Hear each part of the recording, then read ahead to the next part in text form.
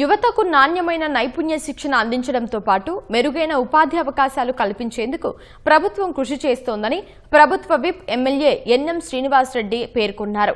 99 రోజుల ప్రజాపాలన ప్రగతి ప్రణాళికలో భాగంగా మహబూబ్నగర్ కలెక్టరేట్లో నిర్వహించిన క్రీడలు, యువత, పర్యాటక వారోత్సవాల ముగింపు కార్యక్రమంలో కలెక్టర్ ఖుష్బూ గుప్తాతో కలిసి ఎన్ఎం శ్రీనివాసరెడ్డి పాల్గొన్నారు.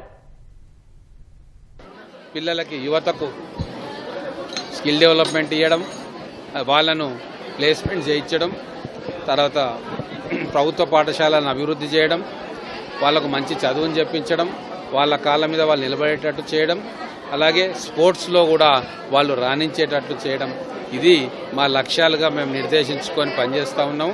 ఈ 2.5 సంవత్సరాలుగా ఎడ్యుకేషన్ మీద, స్పోర్ట్స్ మీద, స్కిల్ డెవలప్మెంట్ మీద ప్రత్యేకమైన శ్రద్ధ కనపరుస్తూ ఉన్నాం. ఇది భవిష్యత్తులో ఆ పిల్లలకు ఎంతో ఉపయోగపడుతుంది. 10 సంవత్సరాలు మనం వేస్ట్ చేసుకున్నాం. గతంలో ఉన్న పాలకులకు ఆలోచన లేకుండా, పిల్లల గురించి ఏమాత్రం కూడా వాళ్ళ భవిష్యత్తు గురించి ఆలోచన చేయకుండా కేవలం ఓట్ల బ్యాంకుగా అందరినీ చూసిన చరిత్ర మనకు తెలుసు.